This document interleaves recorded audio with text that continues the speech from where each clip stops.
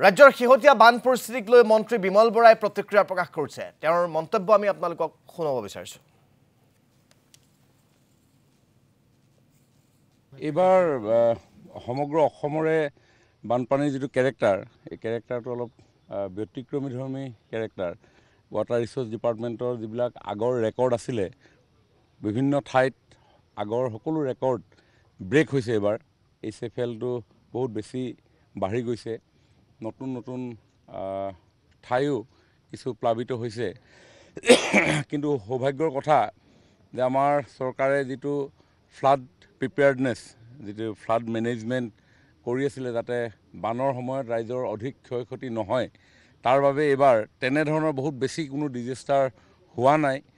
যিসমূহ flood affected ৰাইজ আছে, তেওঁলোকে কোনো কাৰণতে কোনো ধৰণৰ সমস্যা, তেওঁলোকে খোৱা বোৱাৰ সমস্যা, তেওঁলোকৰ স্বাস্থ্যজনিত সমস্যা, ইভিন পশুধনক লৈ বৰ বিশেষ মানুহ কনচাৰ্ণ নহয়।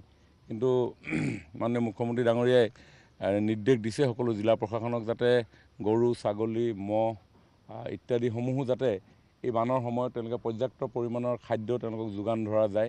তাৰ কাৰণে কেটেল ফিড